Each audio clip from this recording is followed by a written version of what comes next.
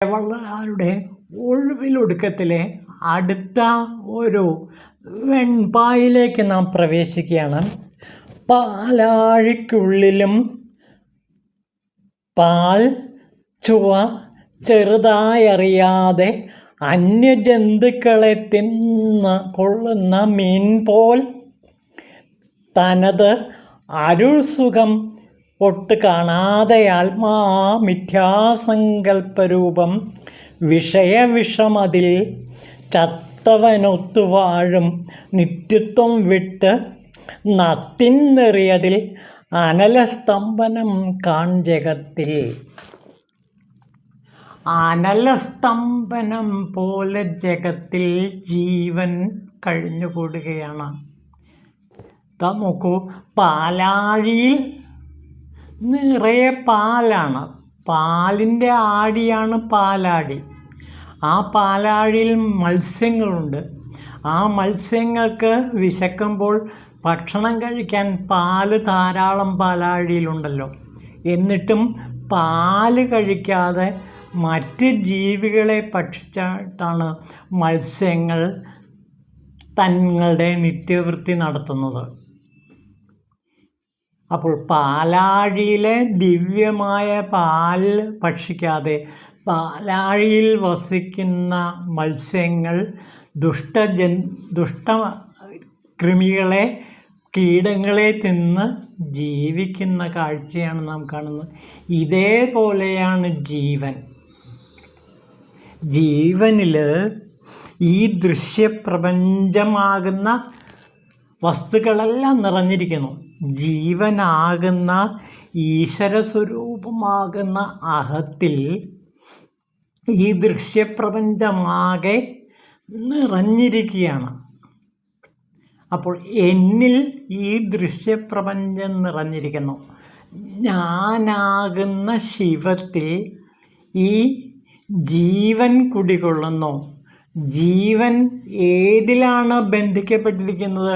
ദൃശ്യപ്രപഞ്ചത്തിലാണ് ബന്ധിക്കപ്പെട്ടിരിക്കുന്നത്. ഈ ജീവൻ തന്നെ എവിടെയാണ് കുടികൊള്ളുന്നത്? ഞാനാകുന്ന ശിവത്തിലാണ്. ആ ജീവന് സത്യത്തിൽ ശിവവുമായിട്ടാണ് ചേരേണ്ടിയിരുന്നത്. എപ്രകാരമാണോ പാലാഴിയിലെ മത്സ്യങ്ങൾ ആ പാല് ഭക്ഷിക്കേണ്ടത്, പാല് ഭക്ഷിക്കാൻ അതിന് വളരെ എളുപ്പമാണ്. പക്ഷേ അത് ഭക്ഷിക്കാതെ മറ്റ് കൃമികളെ അത് ഭക്ഷിച്ച് വിശപ്പടക്കുന്നു. അതേപോലെയാണ് ജീവൻ സാക്ഷാൽ എന്നിലാകുന്ന ശിവത്തിലാണ് കുടികൊള്ളുന്നത്. ആ ശിവത്തിൽ കുടികൊള്ളുന്ന ജീവൻ പരമാത്മാവായ ശിവത്തെ പുൽകാതെ, ആത്മസ്വരൂപമായ ശിവത്തെ പുൽകാതെ, മറിച്ച് ഈ ദൃശ്യപ്രപഞ്ചത്തിൽ ആസക്തി പൂണ്ട് അതിൽ പറ്റിച്ചേർന്ന് അതിലൊട്ടിപ്പിടിച്ച് അതിൽ രമിച്ച് സുഖദുഃഖങ്ങളെ അനുഭവിക്കുന്നു. അപ്പോൾ എന്തൊരു വൈരുദ്ധ്യമാണെന്ന് നോക്കൂ. ഈ ജീവൻ ഞാനാകുന്ന ശിവത്തിലാണ് കുടികൊള്ളുന്നത്. എന്നിൽ തന്നെയാണ് കുടികൊള്ളുന്നത് ഈ ജീവൻ. എന്നിട്ടും ആ എൻ്റെ ആത്മാവാകുന്ന ശിവത്തെ പ്രാപിക്കാതെ അത് ദൃശ്യപ്രപഞ്ചത്തിൽ മുങ്ങി ദൃശ്യപ്രപഞ്ചത്തിൽ ആസക്തി പൂണ്ട് ജീവൻ അതിൽ പറ്റിപ്പിടിച്ച് കഴിയുന്നു. ഭാര്യ, മക്കൾ, അതേപോലെ തന്നെ കുടുംബ സ്വത്ത്, ഇതിലെല്ലാം ഒട്ടിപ്പിടിച്ച് തൻ്റെ ദേഹമാണ് സത്യം, തൻ്റെ ഈ ഭൗതിക ശരീരവും ഭൗതിക ജീവിതവുമാണ് സത്യമെന്ന് കരുതി ജീവൻ. അപ്പോൾ ഇവിടെ പറയുന്ന യാഥാർത്ഥ്യം ഇതാണ്. ഇതാ നോക്കൂ, പാലാഴിക്കുള്ളിലെ പാൽച്ചുവ ചെറുതായറിയാതെ അന്യജന്തുക്കളെ തിന്ന് വിശപ്പടക്കുന്ന മീൻ പോൽ.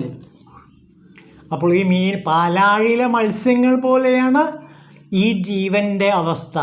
അത് എവിടെയാണ് കുടികൊള്ളുന്നത്? പാലാഴിയാകുന്ന എന്നിലാണ്, ഞാനാകുന്ന ശിവത്തിലാണ്. ആ ശിവത്തിൽ കുടികൊള്ളുന്ന ഞാൻ അരുൾ സുഖം എന്തെന്നറിയുന്നില്ല. അരുൾ നില, ശിവനില എന്താണെന്നറിയുന്നില്ല. ഞാൻ ശിവനിൽ കുടികൊള്ളുന്നു. ഞാനാകുന്ന ശിവനിൽ എൻ്റെ ജീവൻ കുടികൊള്ളുമ്പോൾ ഞാനാകുന്ന ആ ശിവനെയാണ് ജീവൻ അറിയേണ്ടത്. പക്ഷേ ആ ജീവൻ അതറിയുന്നില്ല. എന്നിട്ടോ മിഥ്യാസങ്കല്പരൂപമാകുന്ന വിഷയം അതിൽ മുങ്ങിക്കഴിയുന്നു. അപ്പോൾ ഈ ജീവൻ കഴിക്കുന്ന എന്താണ്?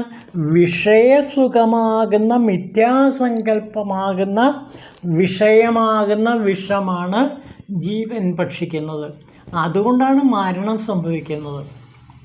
അപ്പോൾ ജീവന് മരണം സംഭവിക്കുന്നത് വിഷയമാകുന്ന സങ്കല്പരൂപമാകുന്ന വിഷം കഴിച്ചിട്ടാണ്. ആ വിഷം കഴിച്ചതുകൊണ്ടാണ് ജീവന് ജനന മരണങ്ങൾ സംഭവിക്കുന്നത്. ഈ വിഷം ഒഴിവാക്കിയാൽ മതി. അതായത് വിഷയസങ്കല്പങ്ങളിൽ രമിക്കാതെ എന്നിലെ ശിവത്തിൽ രമിക്കുക, എന്നിലെ ശിവത്തിൽ ലയിക്കുക. അങ്ങനെയാണെങ്കിൽ ജനന മരണ ചക്രങ്ങളിൽ നിന്ന് രക്ഷപ്പെടാം. ഏതുപോലെയാണ് ഇപ്പോഴത്തെ ജീവൻ്റെ അവസ്ഥ എന്ന് നോക്കൂ. നിത്യത്വം വിട്ട് അനിത്യത്തെ പ്രാപിക്കുകയാണ് ജീവൻ. ഏതുപോലെ? നത്തിനെറി പോലെ. നത്ത് ഇരുട്ടിനെ എന്തായിട്ട് സങ്കല്പിക്കുന്നു? പകലായിട്ട് കരുതുന്നു. അപ്പോൾ നത്ത് എപ്രകാരമാണോ ഇരുട്ടിനെ പകലായിട്ട് കരുതുന്നത്, അതേപോലെ ജീവൻ ഈ വിഷയസങ്കല്പങ്ങളെ, ഈ വിഷയസുഖങ്ങളെ സത്യമായി നിത്യമായി കരുതി സുഖദുഃഖങ്ങളിൽ പെട്ടുപോകുന്നു. അപ്പോൾ ശരിക്കും ജീവൻ ഈ നത്തിനെ പോലെ മിഥ്യാഭ്രമത്തിൽ കഴിയണം. ഇനി മറ്റൊരു ഉദാഹരണം കൂടെ ഈ വള്ളലാർ പറയുന്നുണ്ട്. നോക്കൂ, ഏതാ? അനലസ്തംഭനം കാൺ ജഗത്തിൽ. അതായത് അഗ്നിസ്തംഭന ക്രിയ കൊണ്ട് അഗ്നിയെ ഇരുട്ടാക്കുന്നു.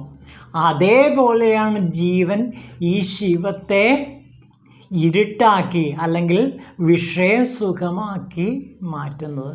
അപ്പോൾ ഇവിടെ അഗ്നിസ്തംഭന ക്രിയ എന്ന് പറഞ്ഞൊരു മന്ത്രവാദ ചടങ്ങുണ്ട്. അതായത് അഗ്നിയെ ഇരുട്ടാക്കി മാറ്റാൻ പറ്റുന്ന ഒരു ജാലവിദ്യയാണിത്. അതേപോലെ ജീവൻ അഗ്നിസ്തംഭനം എന്ന മായയിൽപ്പെട്ട് ഈ ശിവത്തെ എന്താക്കി മാറ്റുന്നു? മായാജാലമായി വിഷയസങ്കല്പങ്ങളാക്കി മിഥ്യാസങ്കല്പ രൂപങ്ങളാക്കി മാറ്റി അനുഭവിക്കുന്നു. അതുകൊണ്ട് സുഖദുഃഖങ്ങൾ അനുഭവിക്കേണ്ടി വരുന്നു. ആ വേദനയിൽപ്പെട്ട് ജനനമരണ ചക്രത്തിൽപ്പെട്ട് ഉഴലുന്ന അവസ്ഥ സംജാതമാകുന്നു. ഈ ദയനീയ അവസ്ഥയെ തിരുവാചകത്തിൽ മാണിക്യവാചകർ ഭംഗിയായി ചിത്രീകരിക്കുന്നുണ്ട്. നമുക്ക് അത് നോക്കാം.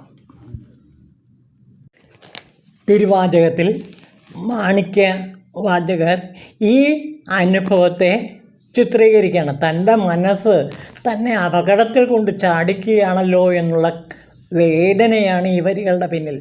മന്മഥൻ്റെ പൂവമ്പും വസന്തവും ചോരിവായ് മലർ വാർമുടി ഭംഗിയും കണ്ട് മുന്നം വിരണ്ടൊരു ചിത്തമേ മണ്ടനാകാതെ ഇനിമേലിലെങ്കിലും നീ ശിവത്തിലണയോ. വിണ്ടലത്തിലും ഭൂമണ്ഡലത്തിലും നീണ്ട പാതാളലോകത്തും ഒന്നുപോൽ മുട്ടി നിൽക്കും പരമ്പൊരുളിനെ നീ തൊട്ടു നിൽക്കാതെ എന്തിനു ജീവിച്ചിരിക്കുന്നു. നിത്യവസ്തു ചേർന്നിരിക്കാതെ അനിത്യനായി മനസ്സേ മരുവുന്നു നീ. സ്വയം നശിക്കാൻ തുനിയുന്നത് ഈ ഈശ്വരപാദമണയാതെ. അപ്പോൾ ഈശ്വരപാദമണയാതെ അല്ലയോ മനസ്സേ നീ എവിടെ ചെന്ന് നിൽക്കുന്നു? സ്വയം നശിക്കാൻ വേണ്ടി മരുവുന്നു. അല്ലയോ മനസ്സേ നീ സ്വയം നശിക്കാൻ വേണ്ടി ഈ വിഷയ സങ്കല്പങ്ങളുടെ പിന്നാലെ പാഞ്ഞു പോകുന്നു. എങ്ങനെ നോക്കൂ. മന്മഥൻ്റെ പൂവമ്പും വസന്തവും ചോരുവായ് മലറും വാർമുടി ഭംഗിയും കണ്ട് മുന്നം വിരണ്ട ചിത്തം. അപ്പോൾ എൻ്റെ ചിത്തം ഈ ഭൗതിക സുഖഭോഗങ്ങളിലും അതേപോലെ തന്നെ വിഷയസങ്കല്പങ്ങളിലും ആണ്ട് കിടക്കുകയാണ്. അതുകൊണ്ട് അല്ലയോ ചിത്തമേ നീ ഈ വിഷയസങ്കല്പങ്ങളിൽ നിന്ന് മാറി നിത്യസത്യമായ ശിവം എന്ന നിന്നിലെ ആ പരമ്പൊരുളിനെ കണ്ടോ, നിത്യവസ്തുവിൽ ചേർന്നിരിക്കാതെ അനിത്യനായി മനസ്സേ നീ അലയുന്നു. അപ്പോൾ നിത്യവസ്തുവായ ശിവത്തിലാണ് നീ ചെന്ന് ചേരേണ്ടത്. എന്നിട്ട് അതിൽ ചേരാതെ അനിത്യവസ്തുവിൽ ചേർന്ന് സ്വയം നശിക്കുന്ന അവസ്ഥ. ഇതാണ് മാണിക്യവാചകർ തിരുവാചകത്തിൽ പാടുന്നത്. നോക്കൂ, നിത്യവസ്തുവെ ചേർന്നിരിക്കാതെ അനിത്യനായ മനസ്സേ മരുവുന്നു നീ, ഹാ സ്വയം നശിക്കാൻ തുനിയുന്നത് അനശ്വരപദമെന്തെന്നറിയാതെ. അപ്പോൾ ആ അനശ്വരമായ ശിവത്തെ, നിന്നിൽ തന്നെയുള്ള ഈ ശിവത്തിൽ ജീവൻ ലയിക്കാതെ നശ്വരമായ അനിത്യമായ വിഷയവസ്തുക്കളിൽ ചേർന്നിരിക്കുന്ന ദയനീയ അവസ്ഥയാണ് മനുഷ്യൻ്റേത് എന്നാണ് ഇവിടെ മാണിക്യവാചകർ തിരുവാചകത്തിൽ പാടുന്നത്.